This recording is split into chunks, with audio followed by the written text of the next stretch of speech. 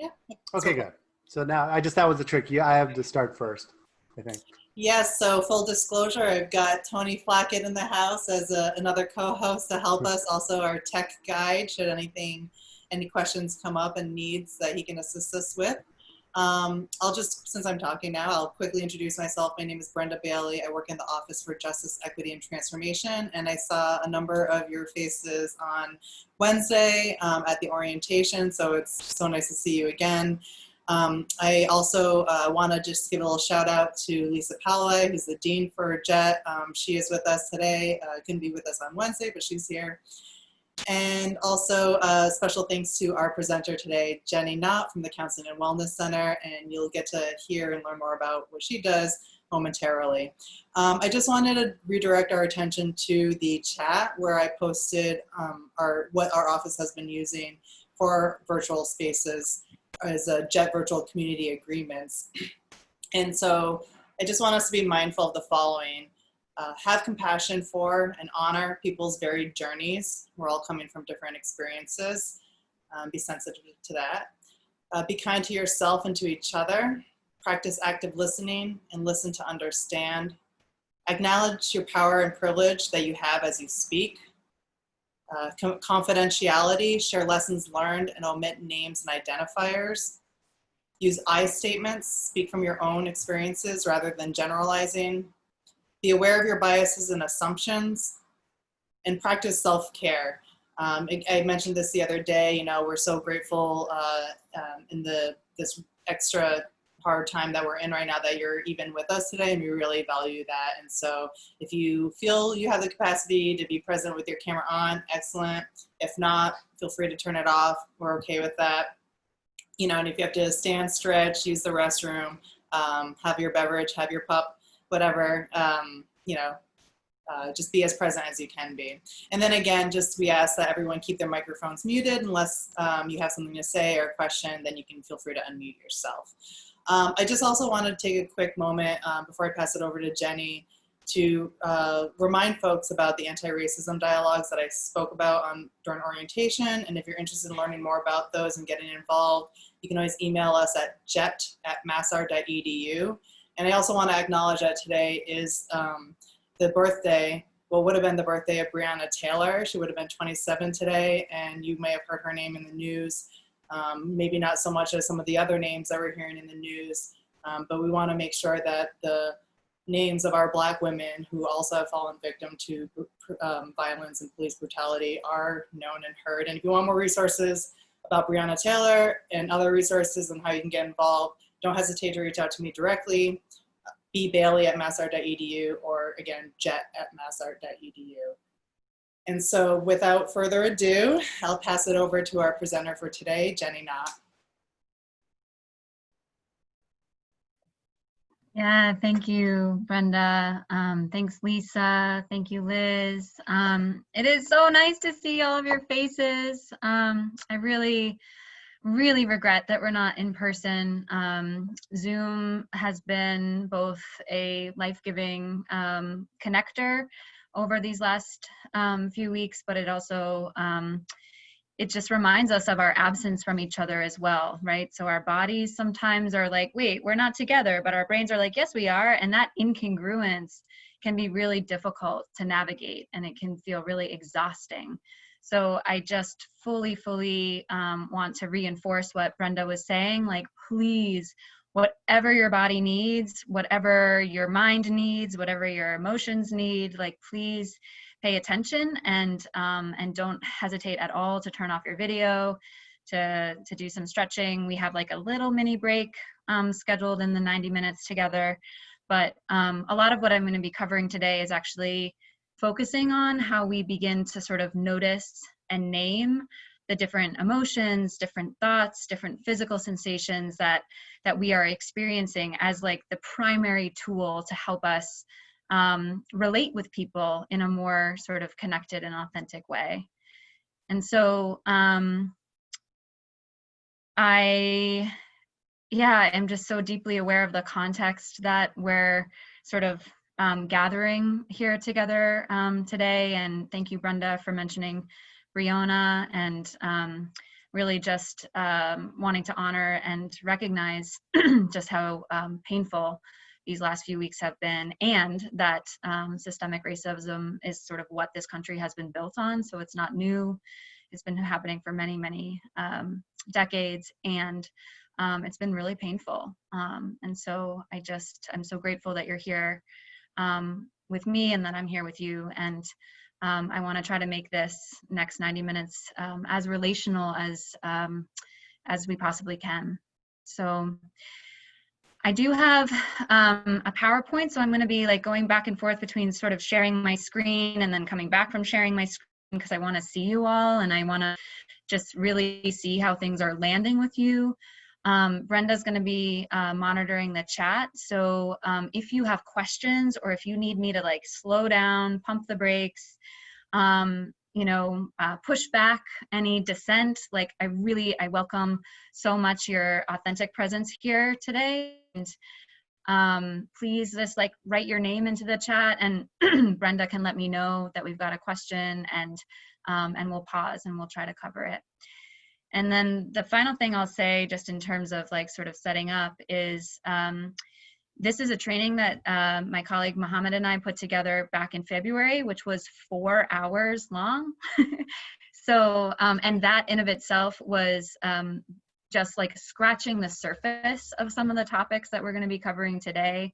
And so the fact that we're here now for 70 minutes at this point, there's going to be a lot of material. So it's okay if you are not able to metabolize it all. And, please know that like this has been sort of my life's work for the last 10 years, and it will be my life's work if I'm lucky. And there's a lot that I'm going to be presenting here that I'm happy to connect with you about sort of one-on-one outside this space. If we need to come back and do a follow-up or a deeper dive into what I present, like, please know, we'll make sure you have my contact info, the info of Counseling and Wellness. This is really just an introduction to some pretty in-depth, complex topics, right? Okay, so everybody feeling okay for me to start sharing my screen? Just like a thumbs up. Okay, great. Great. How do I do that? Here we go.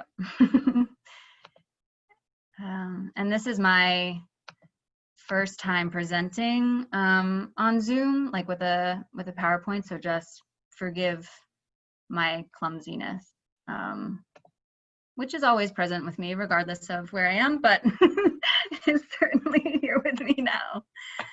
All right, so I'm Jenny, and I use she, her, hers pronouns, and I'm the interim director of Counseling and Wellness right now. And also my colleague Kira is here with us too, and maybe Kira can wave to the group when we're back outside of my screen, but so glad that you're here with us, Kira.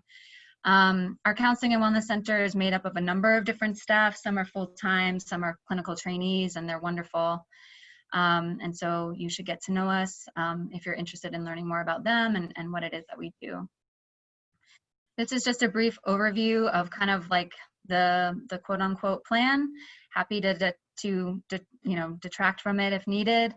But I'm going to mostly be doing some teaching because I want to sort of introduce some concepts that I think can be really, really useful in understanding how to notice and name kind of what's coming up for you in service of relating from a more clear and compassionate and connected place. We'll do a brief stretch break together or on your own, but of course do your own thing, like I said, anytime. And then we'll see kind of where we're at. I have some experiential ideas, but I'm not tied to them. So maybe that would be another iteration if we don't get through everything that I think would be useful.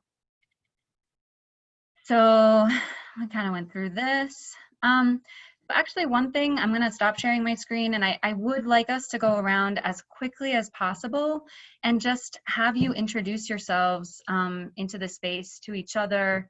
Let me know sort of like how you're connected to MassArt, and if you're willing, you don't have to. Everything here is absolutely your own choice.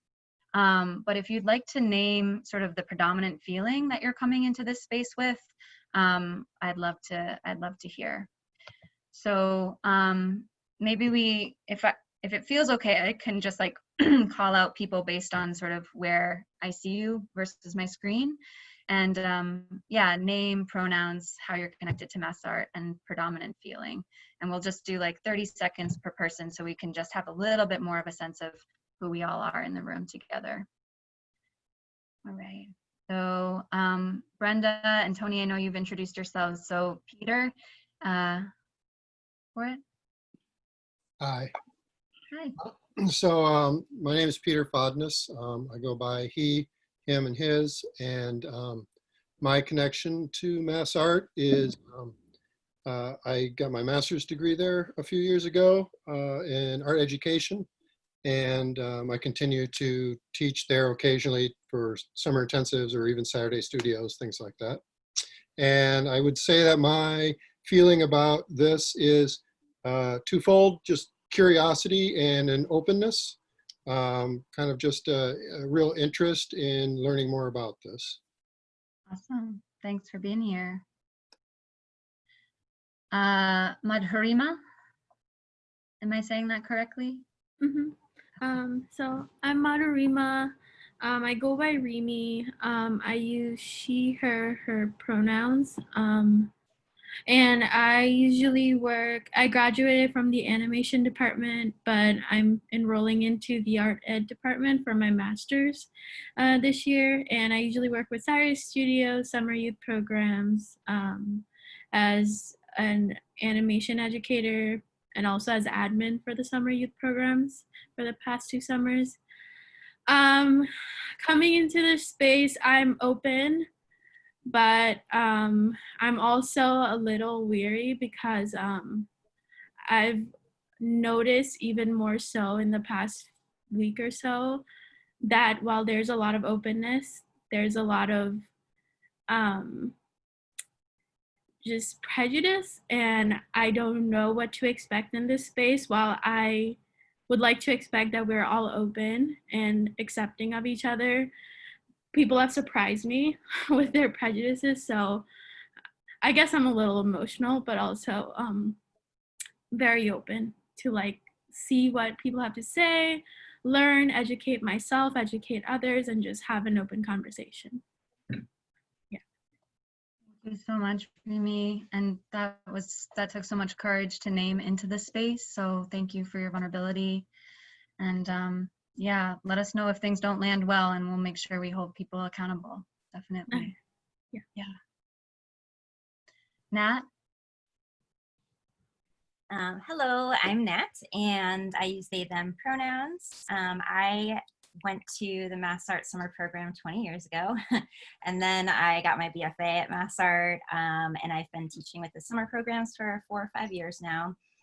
Right now I'm the textiles department director at like a small continuing ed school in Chicago. So I'm hoping to gain some tools in how we can proceed the best way forward, and kind of make up for some lost time. And I'm also coming to the space, very shook up, as I'm sure a lot of us are, but I'm also feeling like ready to get to work. So thankful for these tools. Thanks. Awesome. Thanks for being here. Darren? Oh, my name is Darren. He, him, his. I teach in the film and video department at Mass Art, and I'm always last year I think I taught 2 in the summer intensive. So yeah, I'm just super excited to learn more. I'm like a new teacher, so I think it's always good to practice. So not that I want to do a bad job, but I just feel like more hours in the classroom can help. So, and then yeah, I'm feeling just open, and yeah, just hoping that it's like a cool chill conversation to learn. Awesome. Yeah.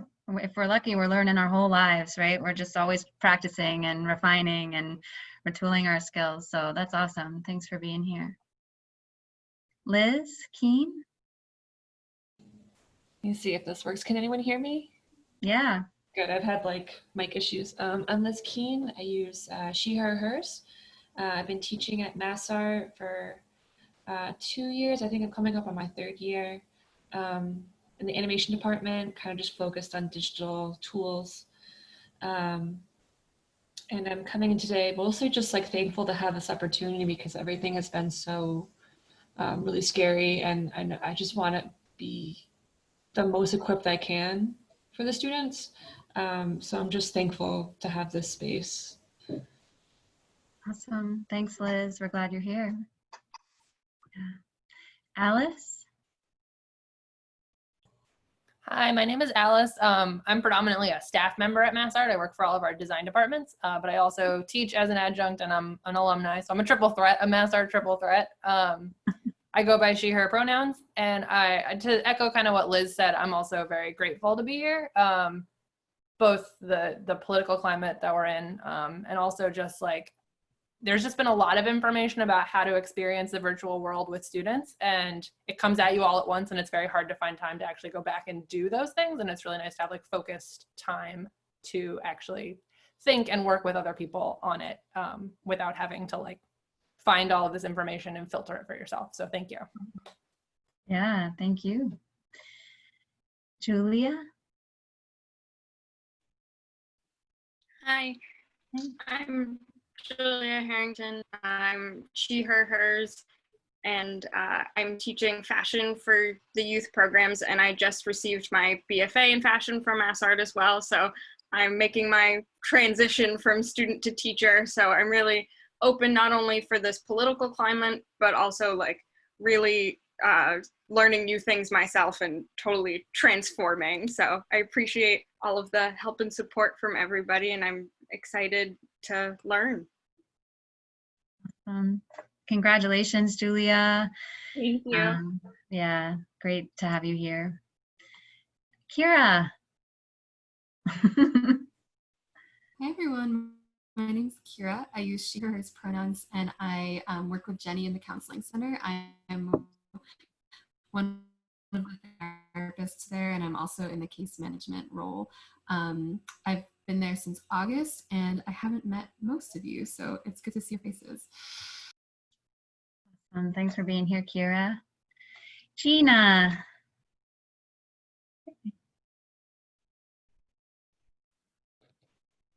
Hello, everybody. I'm Gina Mudge. I use she, her pronouns. I am the art education studio manager at MassArt, and I also manage summer youth programs and Saturday studios.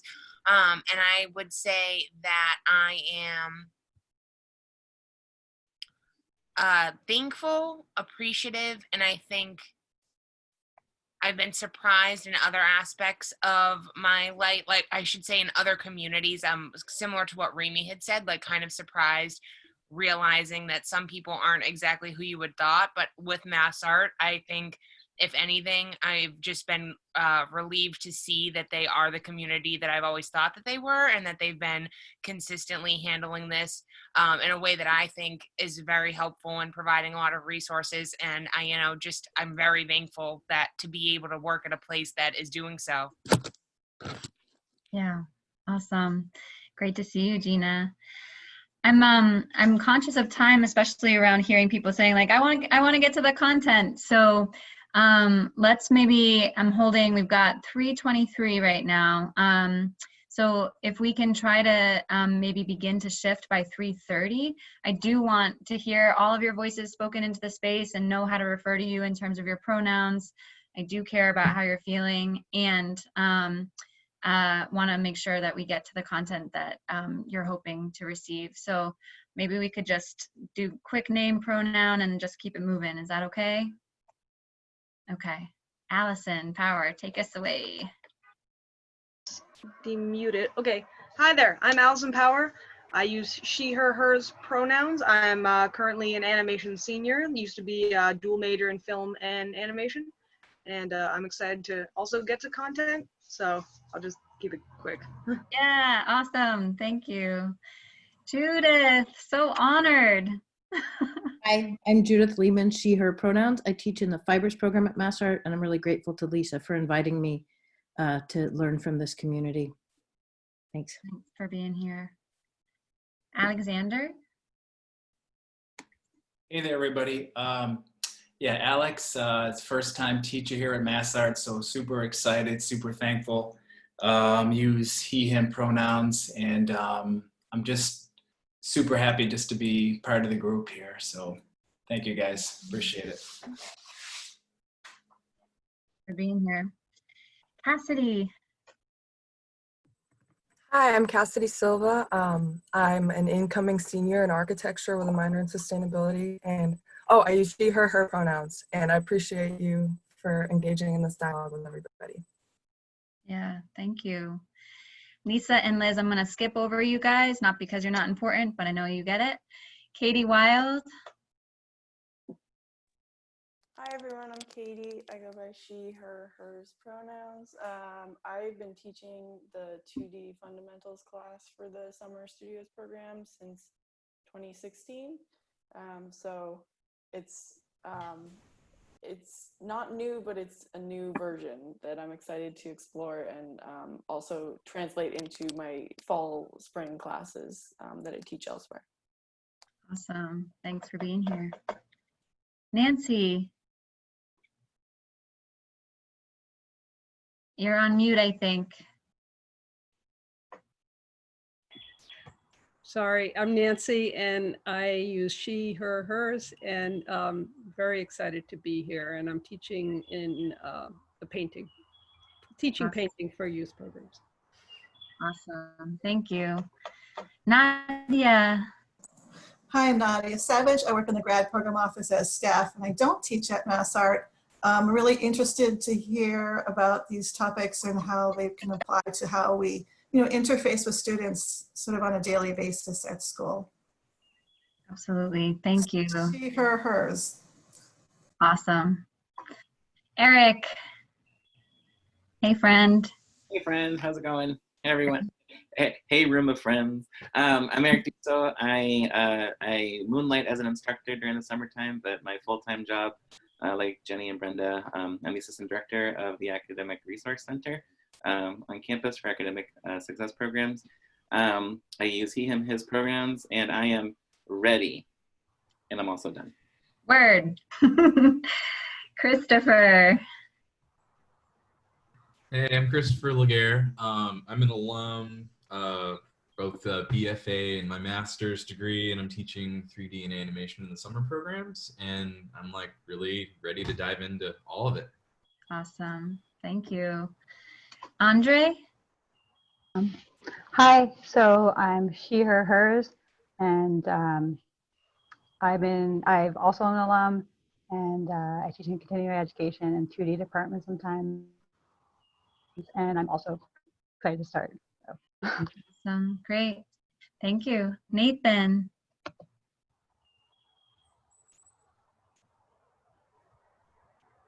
Hi, can you hear me? Yeah. Hi, I'm Nathan. I go by he, him, his. I've been teaching at this summer program for about, my third year now.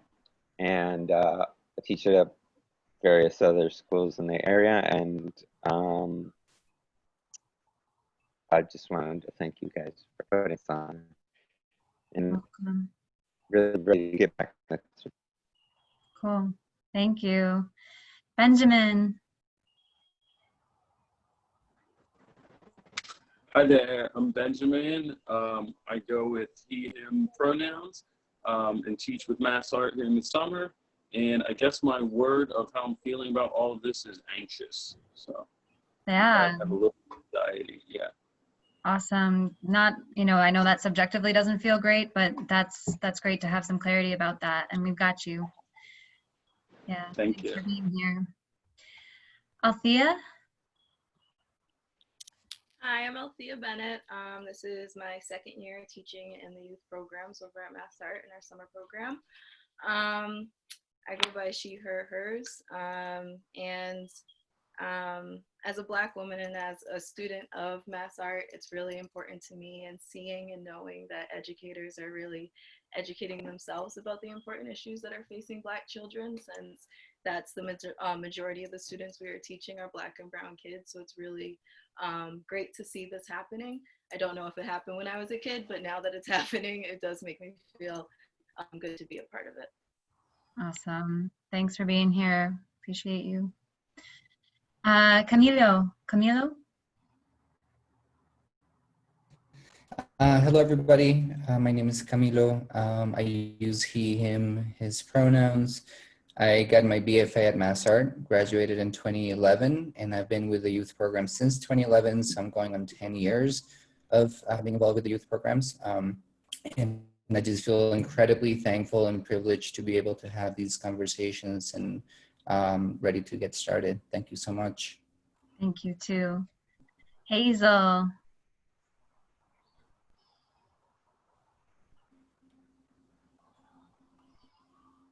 We can't hear you, Hazel. Oh, you can't? Oh, now we can. Yeah. I would say my pronouns are she, her, hers. My major is architecture, but I also minor in sustainability, and I will be teaching a summer program. And I guess I'm really curious and open-minded. I'm really curious to learn what you're gonna say today, because it's very interesting. So I'm glad to be here. Awesome. Thank you. Hey, Mimi. Hey, everyone. My name is Mimi, she, her, hers. I am going to be working in summer youth program through photography, and I think I feel affirmed and motivated in the work that I do, and in the ways that I'm committed as a POC to amplify and uplift the voices of the young people that I work with. Awesome. So glad you're here, Mimi. So good to see you. Calvin. Hi, y'all. I'm Calvin. I just finished my sophomore year in painting at MassArt, and I've been working under Gina for about 3 years now. And I'll be helping out with the summer programs. I'm excited to hear some new voices and learn today. Awesome. Thanks for being here. And then Cheng. Not sure if you're with us. And then I've got Agur Sev. Alex. I feel so grateful to be here, and I think I already took. Alex, yes. I took the workshop. I think during the year, and I learned so much, and I want to hear it more. It was super helpful, and I'm really both grateful and sad. It's just hard times, and I want to learn more. Awesome. Thank you. All right. Thank you all so much for introducing yourselves. I know it helps me feel more grounded and contained in this space to hear all of your voices, to know what pronouns to best refer you to by, and really just to hear kind of where you're at. So I know that took some time, but I really am grateful to you all. So let's get into it, right? And again, it doesn't end here. This is the beginning of this conversation, and I'm so happy to be connected to you moving forward. So I'm going to share my screen again, and we'll keep going. So again, if you have questions or concerns, or you want me to pump the brakes a little bit, you just put your name into the chat and Brenda will let me know. All right. So, okay. I just wanted to share the mission and values of the Counseling and Wellness Center, just so that people really have a little bit of an understanding that a lot has shifted in the last 20, 25 years around how we think about mental health, how we think about wellness. And a lot of what we're going to be talking about today in terms of trauma is how human beings are not fragile. We are not fragile. We are deeply impacted by the things that happen to us and around us. But so often our responses, like our physical responses, our body's responses, our thoughts, our feelings, they exist in a context, and they exist from an adaptive way to often cope with very oppressive and unadaptive conditions, like oppressive conditions that we're having to navigate. And so we, are trying to look at this mission and values every year and make sure it's aligned with the overarching mission of MassArt. But we, as you see, we recognize students whose flourishing is impacted by social injustices and mental health challenges, and are committed to utilizing compassion and consciousness raising to aid students on their own journey toward healing and wholeness. Okay. And so again, this is just a very brief sort of image to kind of contextualize that, yes, we are physical bodies that have a whole immense sort of internal world made up of our physical sensations, our breath, our cells, our organs, our emotions, our thoughts, our beliefs, and that body and all that exists within that body also exists in external systems, right? And those external systems can be our families, they can be our community, our ecosystem here at MassArt and other institutions that you're a part of, and within our state, within our nation, within the larger world, right? Even more and more so now over the last decade or so. So I wanted to just really acknowledge that as we proceed, because today where we're really going to be focusing is on our kind of inner world, our individualized and interpersonal experiences. And that's not at all to say that the other pieces, the environment, are not vital and important and informing what is happening inside. Does that make sense? Okay. And so I want folks to know I'm happy to send out this slide, not this slide, but this PowerPoint after, so you'll have it, and I'll have a number of other handouts that can kind of deepen some of the concepts that I introduce, moving forward. And so, please know that you'll have access to all of that. So a few basic assumptions that I want to just get us onto the same page about, right? There's this beautiful quote by the poet Walt Whitman, who basically says, "Do I contradict myself? Very well then, I contradict myself. I am large and I contain multitudes." So everyone, myself, everybody in this space, right? We're made up of multiplicity. We are made up of many different thoughts and feelings and physical sensations. And sometimes those thoughts and emotions are sort of congruent and they amplify each other.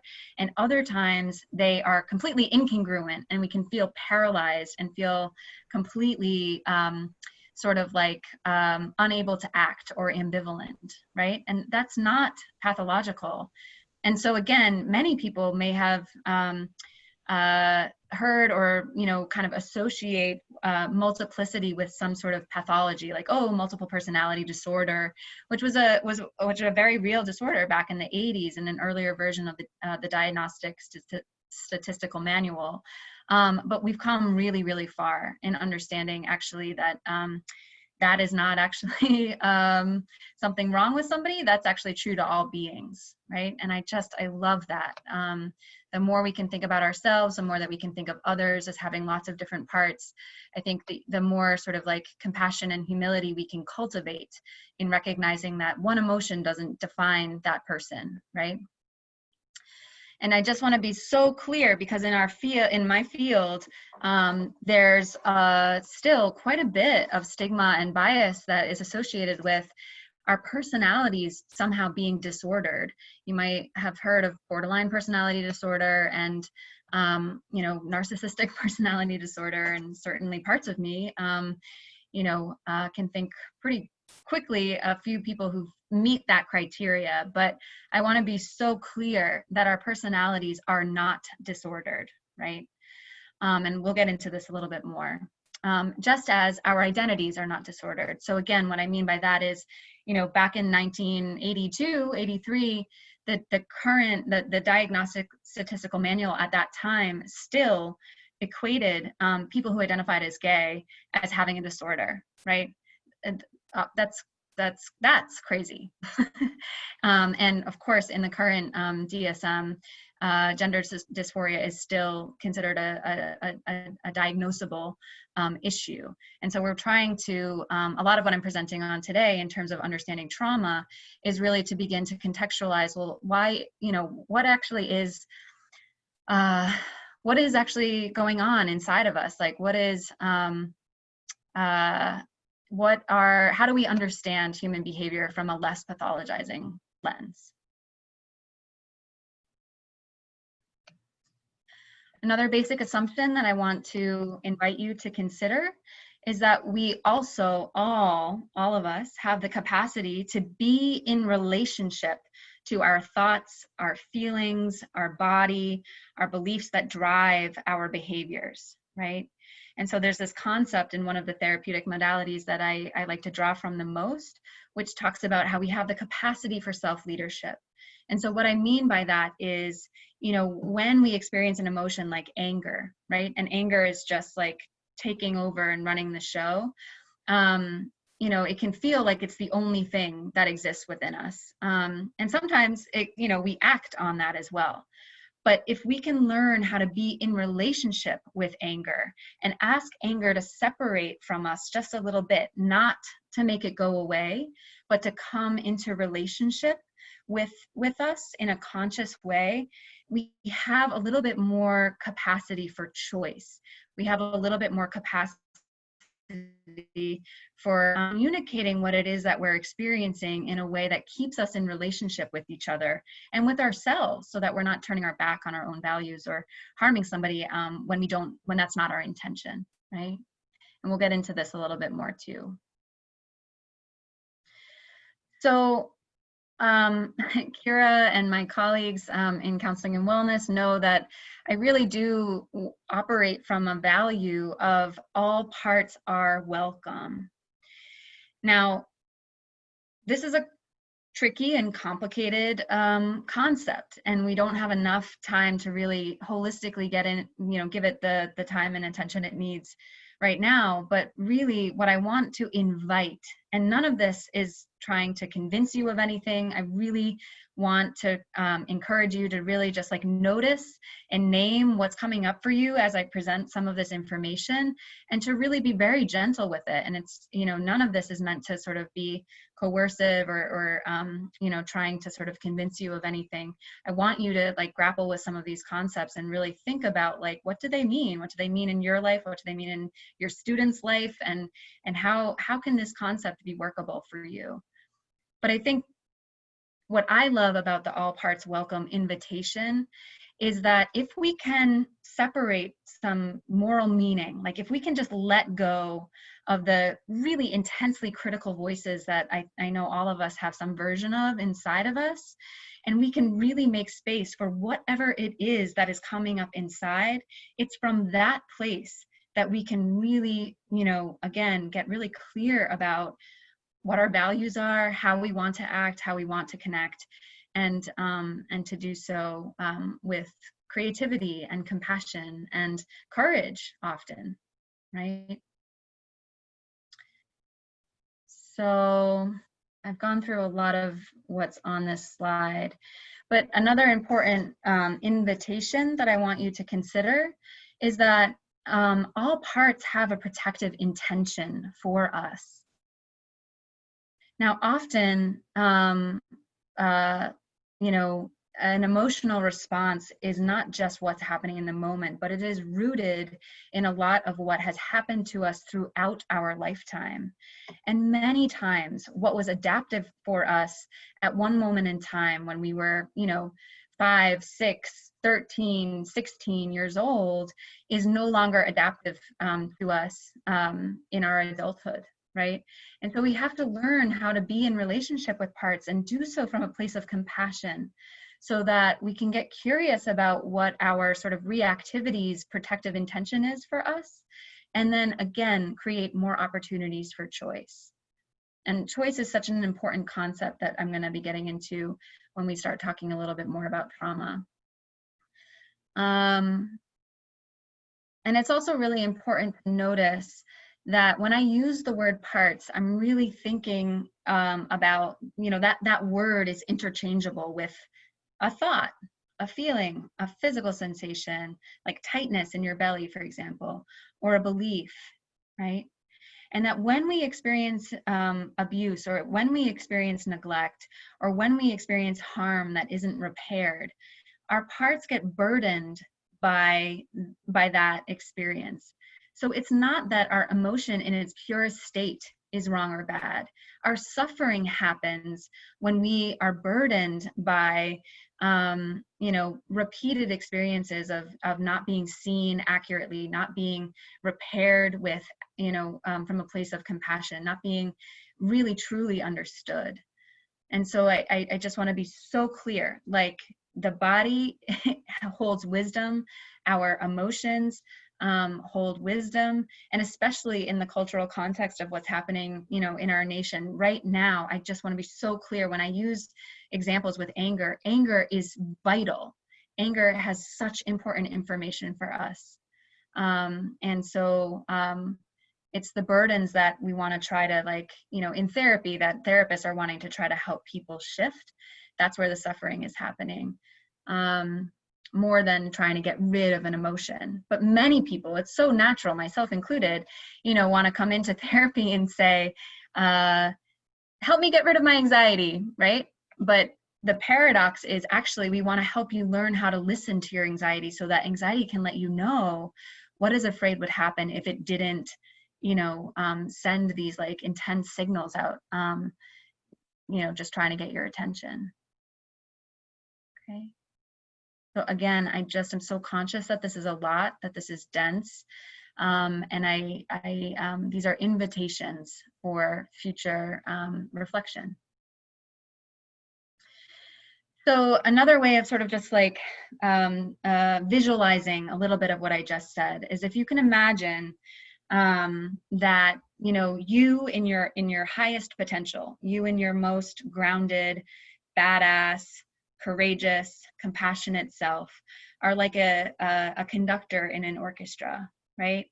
And I know that that metaphor can feel a little bit classist, like not everybody may like have an experience with an orchestra, but I want to acknowledge that and just say like the conductor is just somebody who's standing in the middle of, you know, a bunch of different instruments, right?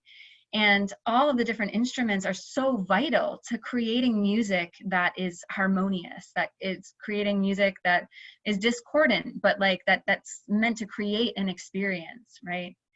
But when some instruments play out of turn, for example, it can really, you know, subjugate the sound of another instrument when actually the other instrument is really a vital piece of the whole.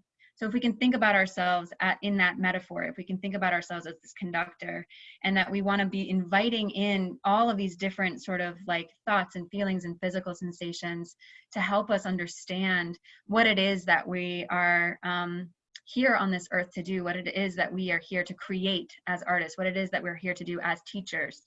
The more information you have, the more attunement you have to your own experience, the more that you're able to make choices that are more sort of grounded in complexity and context.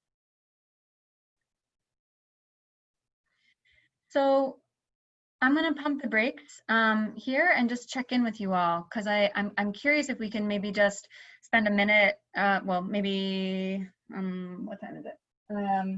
Maybe 3 or 4 minutes on this question, but I'd be so curious about how some of what I'm saying lands with you and what your perception is about why this matters for creating trauma-informed classrooms.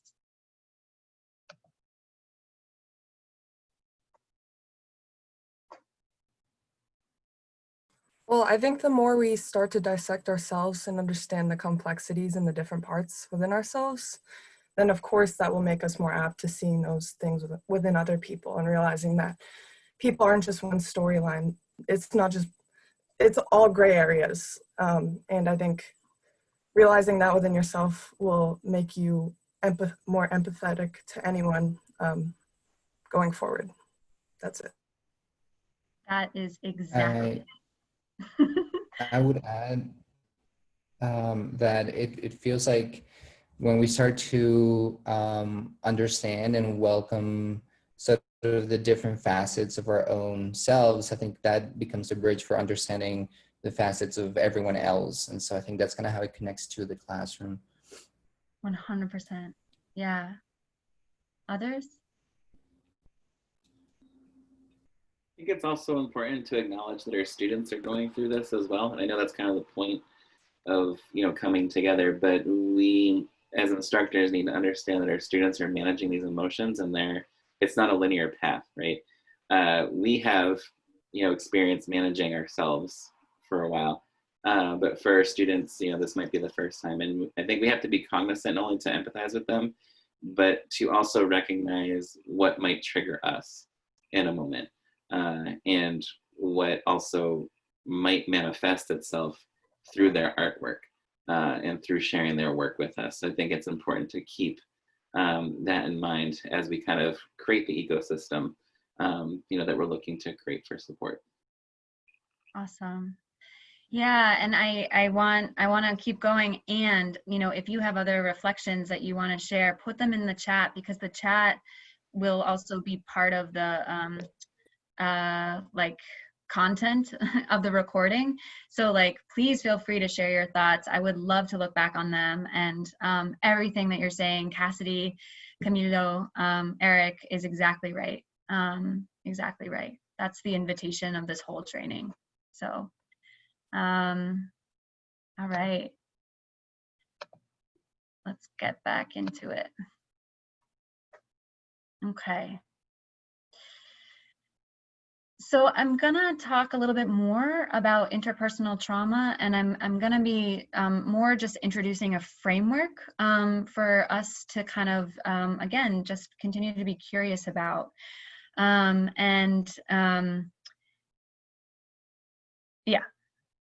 that's all I'll say about that at the exact moment. So Judy Herman is a doctor who works out of Cambridge, Massachusetts, and I am so honored and grateful to be able to call her one of my teachers. I had the immense privilege of being able to train under her for a year, and she says that we are broken in relationships and we are healed in relationships. And it is so important that we recognize this, right? Both are true. So a very broad, overarching definition of what interpersonal trauma is any event that occurs between people where one person or many assert power and control over one another that is against the affected person's will, that they are unable to stop or influence in the moment. Okay, I'm going to read that one more time. So interpersonal trauma can be described as any event that occurs between people where one person or many assert power and control over one another that is against the affected person's will, that they are unable to influence or stop in that moment. Okay. And so let's not even get into diagnoses here, but 3 very common ways that harm gets expressed in the body and in the environment can be categorized as hyperarousal, intrusion or re-experiencing, like flashbacks or nightmares, or constriction, avoidance, and numbing. And if we're just talking about post-traumatic stress, if we're just talking about you know, the aftermath of an incredibly harmful single incident event, or the aftermath of ongoing insidious experiences of trauma, like microaggressions, for example, you know, there are many different sort of responses to that, right? So hyperarousal can also be sort of described as anxiety or panic. Intrusion can be, hallucination, auditory or visual, flashback, nightmares, and constriction and avoidance and numbing can manifest in so many ways. Substance use, overeating, undereating, oversleeping, undersleeping, just dissociating, kind of like feeling numb, feeling disconnected. And we're going to go into a framework where we understand that these sort of like responses, again, they're automatic, they're often unconscious, right? They happen beneath our conscious awareness. And there's a hierarchy to them. So I'm going to get into this a little bit more. But before I do, I want to just go over a few myths versus realities about sort of trauma, right? Many people would say that trauma occurs rarely and impacts only a few. This is not the case at all. The majority of people are going to experience traumatic events throughout their lifetime,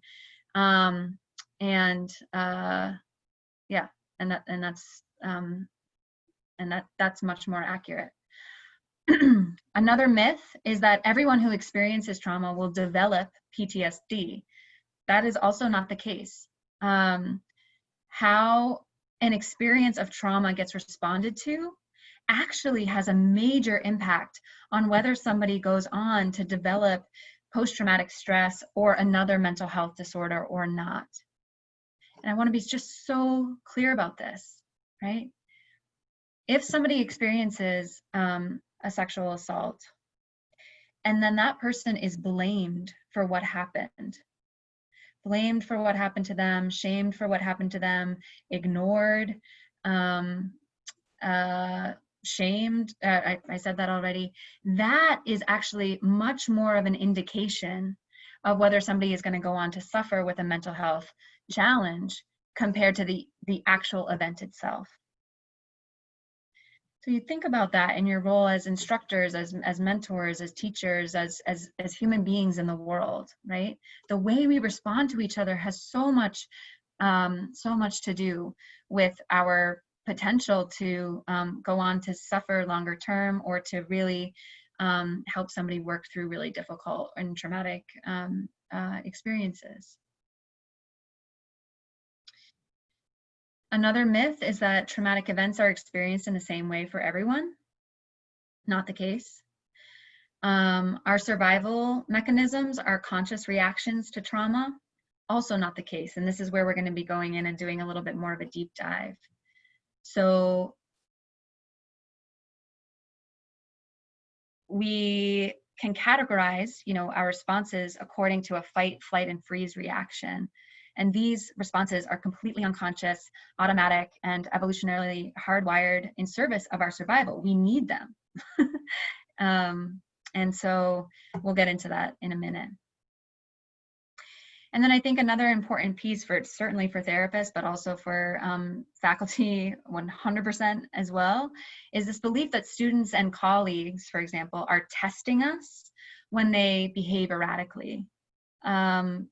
That's not the case. People who have suffered traumatic experiences and who are in bodies that experience trauma on a day-to-day insidious basis often feel that the world is not a safe place because it hasn't been, and react in dysregulated or disconnected manners out of protection, right?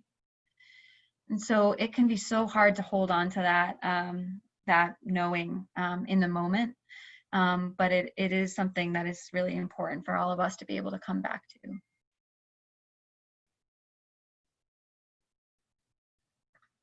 So understanding our unconscious automatic responses to stress, the role that our autonomic nervous system is to unconsciously monitor for, am I safe enough and can I connect, or do I need to protect myself?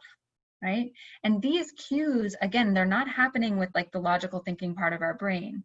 they're happening on a cellular level. They're happening on an organ-based level, on a skin level. Like our bodies are constantly monitoring, am I safe to connect, or, you know, or do I need to protect myself?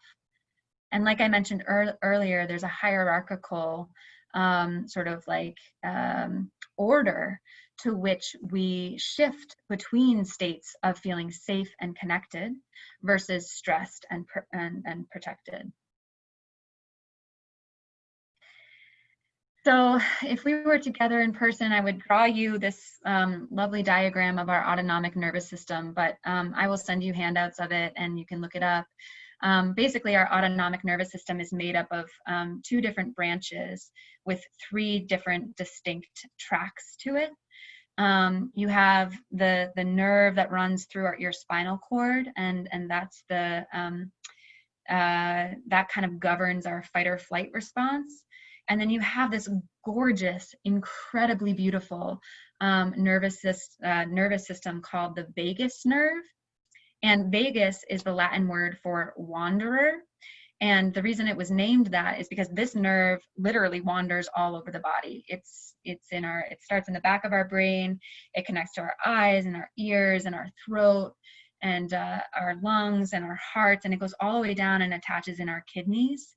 And this system really governs whether or not we are safe and connected, or whether we actually need to slam on the brakes and go into full-on shutdown, right? And so the best metaphor, it's a little hokey and kind of, you know, feel free to react to it however you want to. But I like to talk about this as like, if you're imagining kind of like being out in the middle of a plain and you're a gazelle, right? And you're with your whole, you know, pod of gazelles, and you're eating and you're safe and you're feeling connected. But then, you know, you start to smell the presence of a lion, right? You might begin to go into a little bit of like an anxious state, right? You're kind of picking up on like, oh, there's a threat here, right? And you move into your sympathetic nervous system. That one comes online, and you start to sort of like get ready to run, because for a gazelle, fighting a lion is not going to end well, right? But these are not conscious thoughts. The body is just priming the nervous system to respond in exactly how it needs to. And if the lion gets closer, the gazelle might go off and running, right? And if the lion catches the gazelle, right, but doesn't kill it, the gazelle often goes into a freeze response, which is truly amazing. Like, I really encourage you to like look at some of these videos just around like the body just completely shuts down. It really looks like the gazelle has already proactively died, you know, like their skin gets cold, their breathing is super shallow.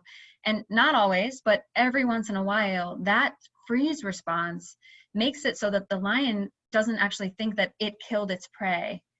And so it will walk away, right? And then the gazelle might pop up just a few minutes later and you know, go back into that flight response, running away, before it kind of re-regulates into a state of feeling safe and connected. So our autonomic nervous system as mammals works in a very similar manner, right? But what's really important to recognize is that we have lots of cues of safety and danger that aren't just physiological, that aren't just about the physical body, but also are about our emotions, right? So if we're feeling emotionally threatened because somebody is yelling at us, or if we're feeling emotionally threatened because somebody is trying to convince you of your own experience and it's just not accurate, we might go into a fight response, or a fuck this, flee response, or a shut down response where we're just like, forget it, you know, and just, you know, just absorbing whatever somebody else is saying.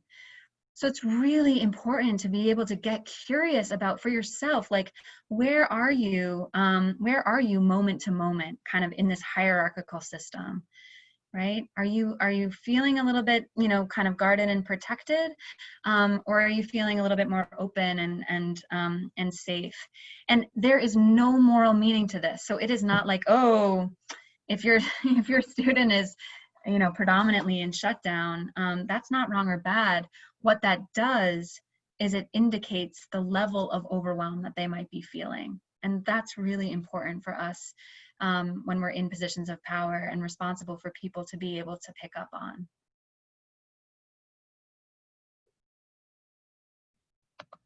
I need to see your faces. How are people doing?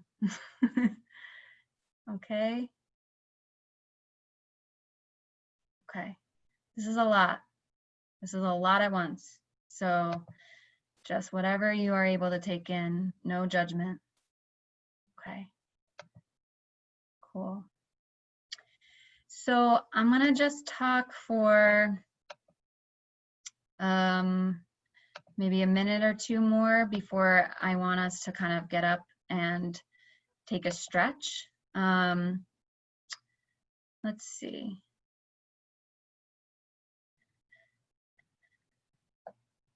Okay, yeah, I do want to make one sort of just acknowledgement based on what I was just saying. But so there's this concept that Dr. Stephen Porges, who created the theory, the polyvagal theory about this beautiful nerve that I just described to you, the vagus nerve. And this concept is called neuroception. And what that word means is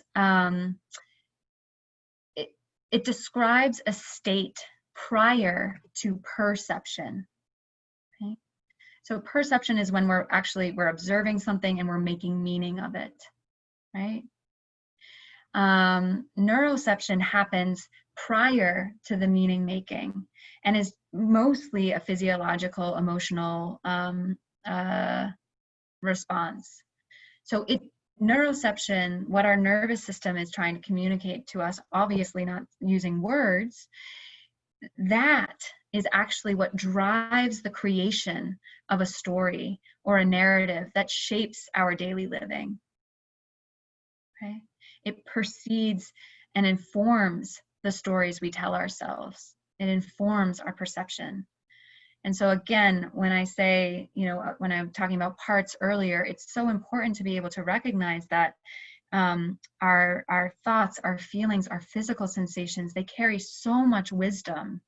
And the more that we can learn how to come into relationship with them, the more we're kind of bringing what is unconscious conscious and helps us make more intentional and values-driven choices, whatever those choices might be. Right? Whether it's violence or peace. That makes sense? Okay. All right. So let's pause here. I want to invite people, maybe we'll just take like 3 minutes to get up and stretch. And I wanted to offer you a stretch if you want to follow my lead, but you absolutely do not have to. Like, go forth, grab water, go to the bathroom. But so I'm going to stand up, but I don't know if you are going to be able to see all right. Okay, so if you want to stretch with me, there's this cool stretch that one of my teachers was taught us a while ago, and it's called the Stanford stretch. And basically it's called the Stanford stretch because Stanford University did this huge training that basically distilled some facts down to, if you turn all the way to the right and then turn all the way to the left, that is, according to Stanford, scientifically proven to reduce your stress levels. Okay, so thanks Stanford for clarifying that for us, but let's give it a try. Okay, so you just take a big stretch where your chin just looks all the way over your shoulder. See how far you can look to one side before you turn back around and go to the left or the right or the left, whatever side you're on. And then again, swinging. And again to the other side. And then one more time, whatever side you started with. And all the way over to another side. And then you can reach up, up, up, up, up. And then fold down. Stick out your hips and do whatever movement feels good to you. And we'll get started again in about a minute or so, but do your thing for the next minute, whatever that is, whatever makes you feel good.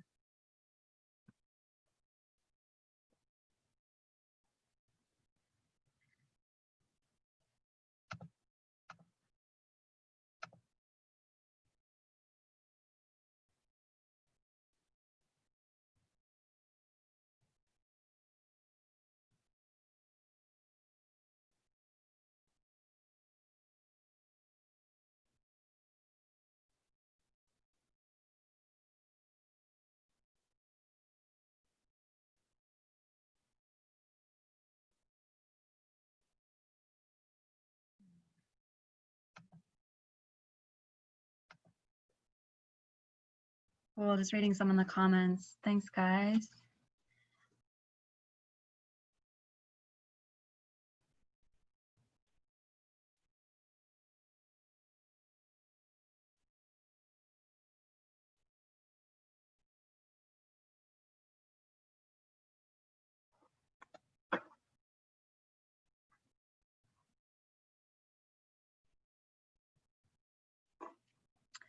All right, beautiful people, come on back.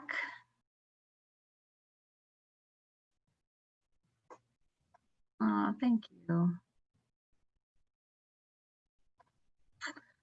We'll get started again in 15 seconds.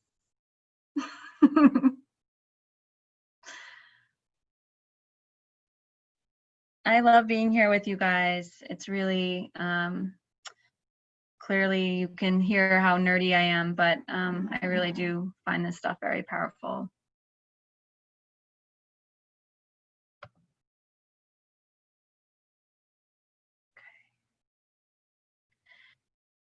All right, so we're gonna be getting back started. I know we really only have about 20 minutes left, so I just want to go over a few more slides, and then I'm gonna lead us through a brief meditation just to give you an opportunity to practice this concept of noticing and naming what's present with you, right? Without judgment. And then I want to leave some time for thoughts, feelings, reactions, and truly embrace the all parts welcome. So pushback, welcome; dissent, welcome; skepticism, super important part of our experiences. So please know that I'm like 10 years into learning all of this, but like I was skeptical for about 6. So I don't want anybody to feel like that part's not welcome. All right, so going back into this, right? So this is just an invitation for you all to really be thinking about how can I support our students, each other, and ourselves in dealing with expressions of trauma real time. This is not an easy thing to do.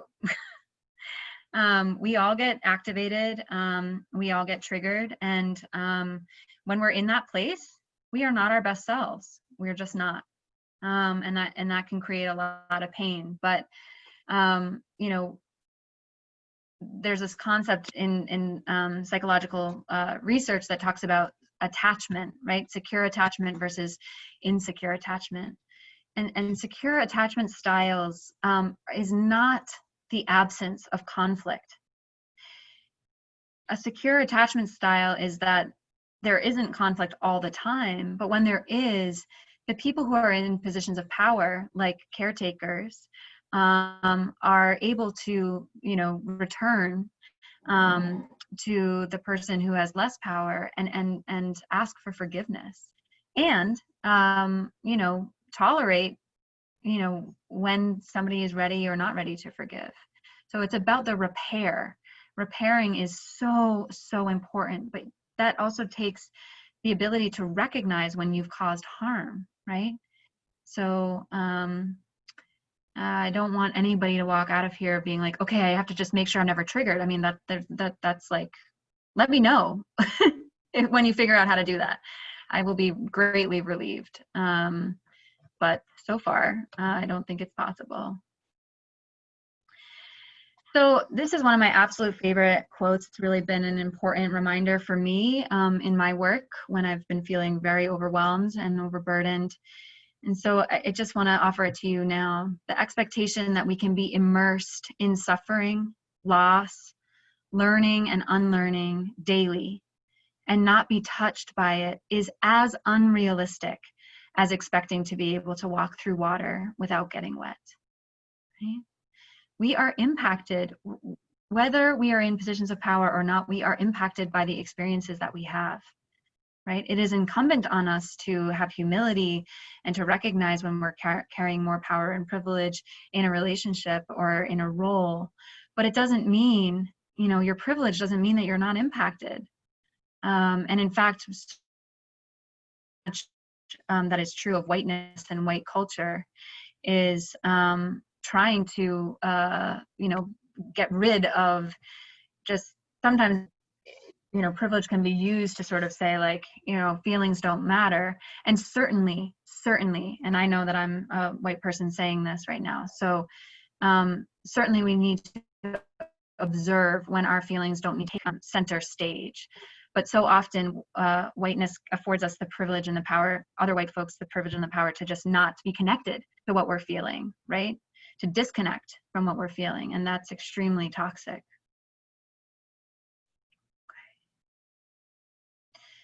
So just another quote about the act of being compassionate and empathetic extracts a cost under most circumstances. In our effort to view the world from the perspective of suffering, we of course also suffer. And this is just real talk for therapists who are not doing their own work and not getting the support that they need. You can get tired. And yet, we are hardwired to connect. It is our most basic human instinct. In addition to air and to shelter and to water, we as human beings, we need connection. In the deficit, in the absence of connection, we die as infants. There are many studies that show this. And part of what's been so difficult with COVID is that it's been very difficult to connect. It's been very difficult. And so I don't want to minimize that. And so I'm going to stop sharing here. There's a lot more to the end of this presentation that's like kind of like concrete tips and tricks that please, I welcome you to look through and reach out to me if you have questions or you want to talk more.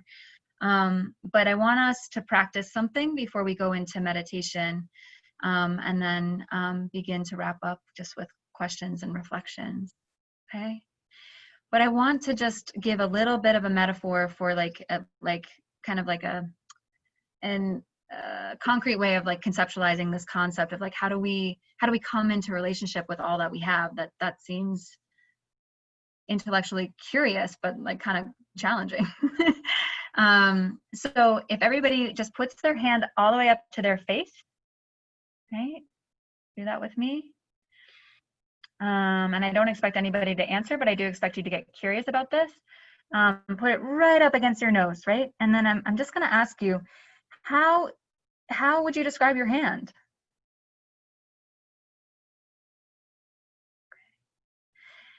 So now I'm going to invite you to just separate it from your face just a little bit. Okay. And I'm going to ask the same question. How would you describe your hand? It's rough. Yeah, it's hard. All right, so now pull your hand all the way out in front of you. Does it get easier to describe it with more complexity? And is it easier to see the environment around it? Yeah, exactly. So what may feel like a hippy-dippy truth is that we can be in relationship to our emotions in the same way, right? If we really cultivate the belief and the capacity that we can actually notice and name anxiety. Oh, hello, anxiety. I feel you, and you are intense, right? If you always have an invitation to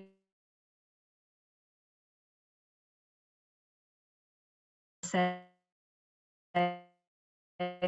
okay, I'm noticing, right? Just see if the sensation can ease back just a little bit. And if so, no joke, I want you to appreciate it for that. Thank you. Thank you for giving me some space, right? And then the next question would be, what are you afraid would happen if you didn't take over? If you didn't try to panic me? What is your concern, right? So this is a muscle, actually, that we can build, that we can cultivate, that we can practice. And I want to go all the way back to the quote by Judy Herman that really,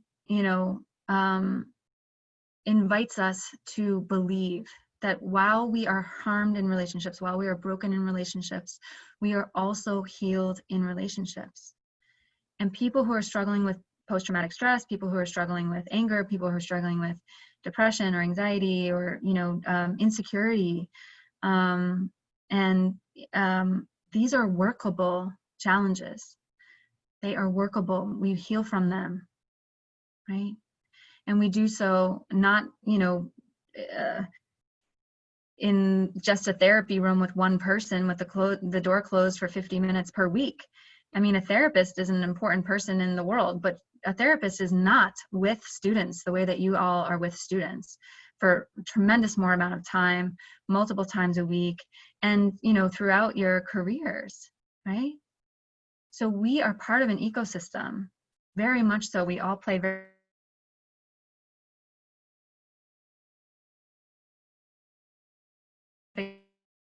different roles, but it's just so important, not just for the well-being of your students, but your own value, right? Your own,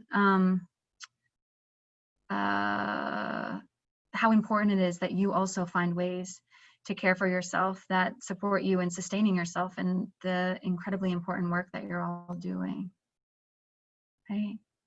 And whatever self-care practice that looks like for you, it's different for all of us, right? I'm not going to just give like a list of things to do. I mean, I can and I will actually in email that you can experiment with, right? But what's more important actually is that you're noticing and naming what's happening for you, because then you have the choice to intervene in a way that is most specific and congruent with what you need, right? Okay. So I'm just going to have us go inside internally for just a minute or two, right? Just to give you a little bit of a practice, just kind of like paying attention. That's it.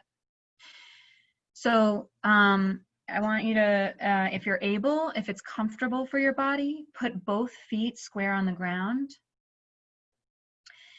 and really notice your sit bones just like sinking into the bottom of the chair that you're sitting on. And really notice what it's like for your spine to push back against the back of the chair if you're on one that has a back. But really root yourself into the earth, okay? Your arms can kind of like be wherever you want them to be.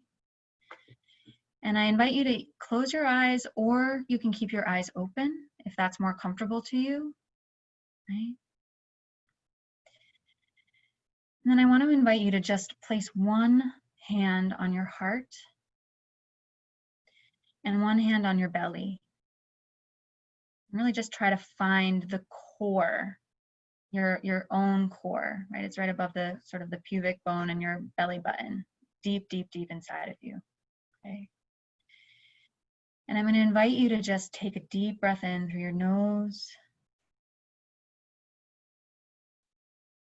and out through your mouth.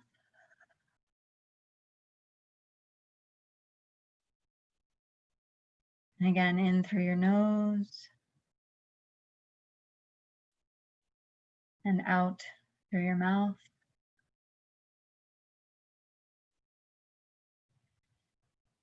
Just continuing to breathe in this way, noticing the rise and fall of your chest and your belly.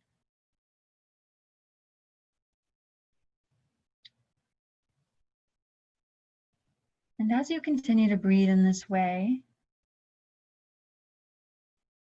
I just invite you to get curious, to notice who's around, what thoughts, what feelings, what physical sensations, whether pleasant or uncomfortable. There's no judgment, just getting really curious about who's around.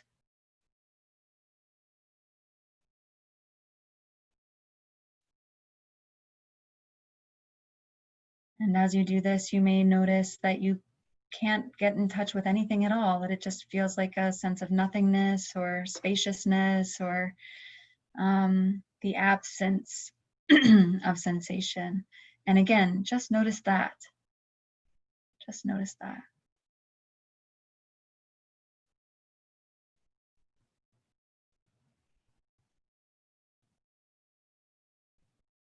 And if there is a part that makes itself clearly known to you, you may just experiment with acknowledging it. Oh, I see you.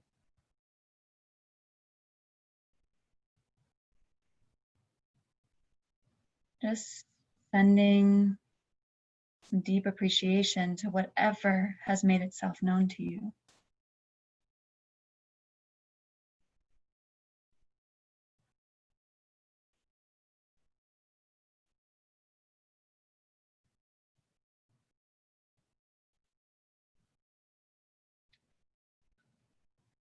Just taking another 30 seconds to notice and name what's coming up.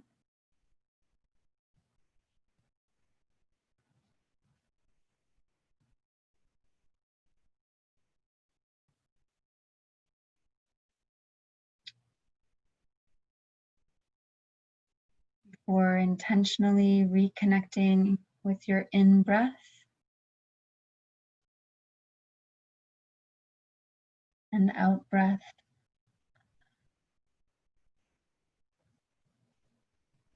Taking all the time that you need whenever you feel ready.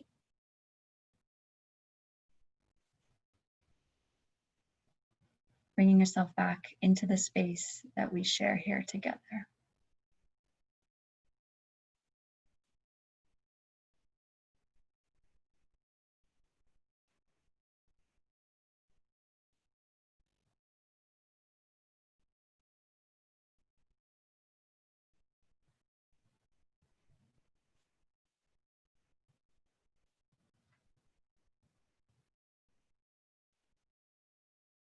So,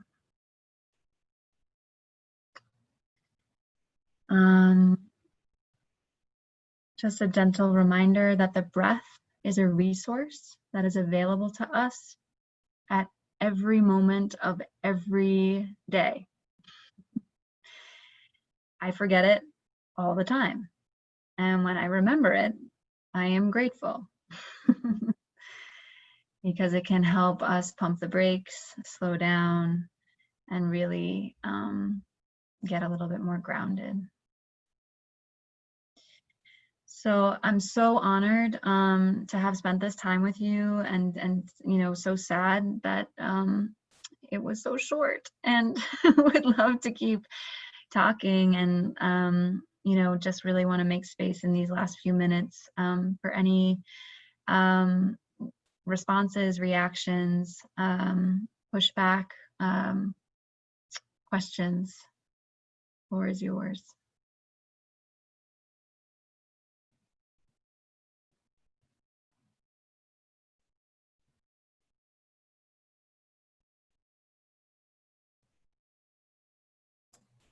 Can I say that I really love the terminology of saying in relationship rather than in control of your emotions, because I think so often we talk about being able to control our feelings or control our emotions or control our parts. But I really like that terminology of in relationship as sort of reframing the idea that those emotions are valuable, and connecting to them and understanding how they work is more important than controlling them. So I really took a lot away from that. Yay. That's such good news. Yeah. I also want to add like how important that is for someone with my cultural identity where mental health is not easily addressed. Is like usually it's like, oh, just push it off, or like, you know, we don't go to the therapist, like bold statements like that. And just, you know, when I'm stepping into like an educator position, those kind of behaviors can be very unhealthy, and it's not really serving me in serving my students in the best possible way, and like, you know, connecting with them in the best possible way. So it's kind of just retraining me and bringing me out of some unhealthy habits or long-standing habits. And it's beneficial not just for me, but for my students too. So yeah, thank you. Exactly. Awesome. That's so awesome. And it's practice, right? And we can have compassion, like, all right, great. We can forgive ourselves for not knowing what we didn't know before we learned it. And we can embrace what we're learning once we do.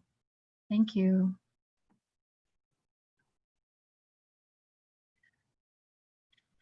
So I want to just be so clear. I'm aware of the time. So if you were like, it is Friday at 4:30 and I am out, like, please do your thing, sign out. I'm happy to stay and hang out here if people want to continue to reflect or ask questions, but no obligation to stay beyond if that's not something you want. I don't have anything else left for today, so I'm happy to hang out for a few more minutes if folks want and need. But if not, you know, again, thank you so much. And let me put into the chat where you can reach me. And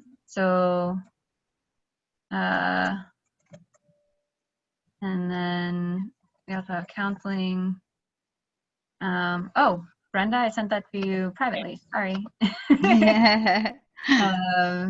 701. I just want to first thank you so much, Jenny. That was really wonderful. I really appreciated that. I also put in the chat a link to the evaluation for this session. So it'll be emailed to you by means of Gina, I'm sure. I'll send it along the information, the link to her as well. But if you all don't mind taking a few minutes, it's a really short evaluation. It really helps, helps us improve these programs. So thank you. I'll paste it again. I want to just thank you all for taking the time to, be in this community together. And, we're physically distanced, but we're not socially distanced. And Brenda and Lisa and Jenny and Gina and everybody who is doing all of these things to help us get from one place to the next. Thank you. Thank you too, Liz. Thank you. Thank you. Yeah. And special thanks to Tony, who's been in the background. But Tony. Oh, Tony, of course. Yes, Tony. Yeah, what a treat to see you here. Thank you. Yeah.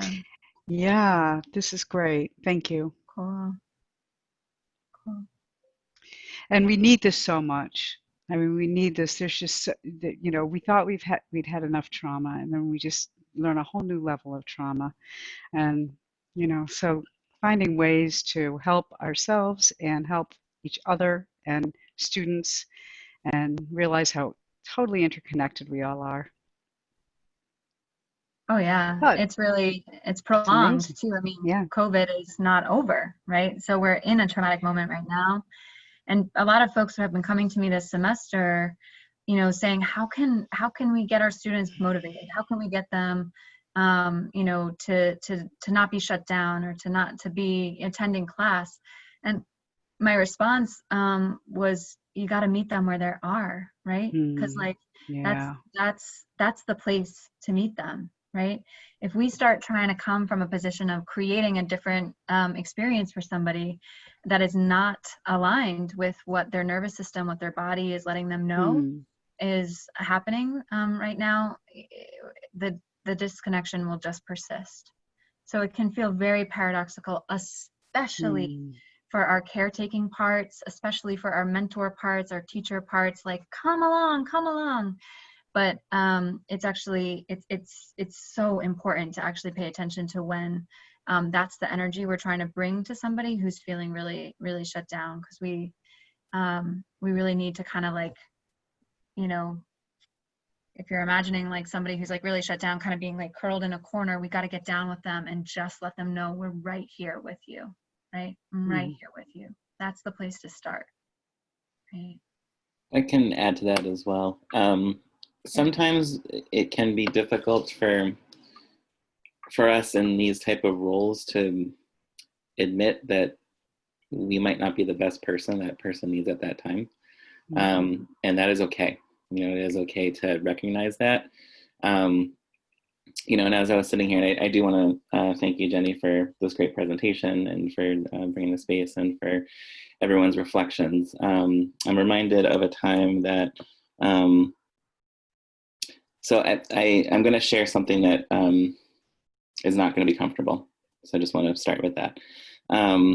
I am remembering a time that I was in a classroom situation in which a professor, instructor, this was a drawing class, had basically told me that the assignment was to create a story from a happy childhood memory. And that is a very innocent prompt. But I had realized that as I sat there to try to, and she mentioned a very specific age group when she did it. And I remember being immediately triggered and traumatized in that moment because I couldn't find one. And it was deeply upsetting to me that I couldn't find one. And this is as a 32-year-old man at the time. So I want to acknowledge that sometimes these things happen and they're not intentional. I also want to acknowledge that even as we were going through this exercise, which the breath is very important, is very healing. I'm also recognizing that the trauma with George Flynn is still very real, and that some of us still are having a reaction to that. And if you find yourself, in that vein, it is totally okay that you had that reaction. It is totally okay if you feel angry or upset or triggered by the ending, of that. And it's also okay to understand why that's happening for you, and then also to be able to express what it is that you need in that moment. And sometimes what you might need is disengagement and to take care of yourself, and that is okay. So I just want to put those things out there.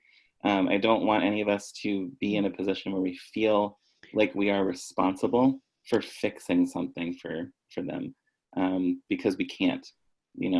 I really want to highlight what you said, Jenny, about being in relationship with these things.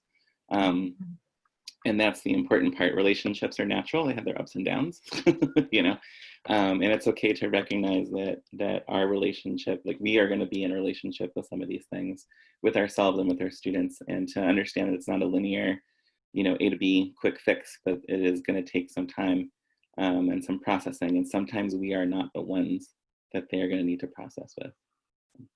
Thank you for letting me share.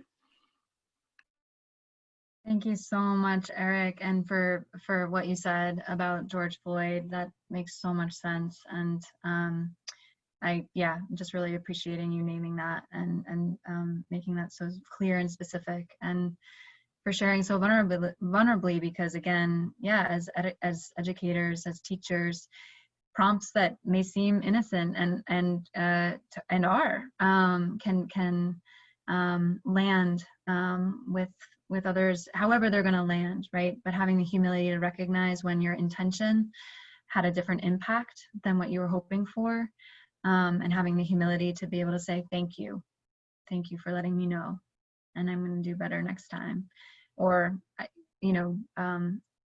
or just thank you and not making them take care of you beyond that.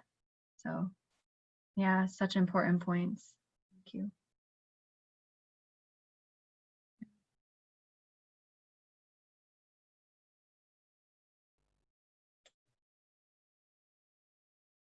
Thoughts, feelings, reactions. Okay,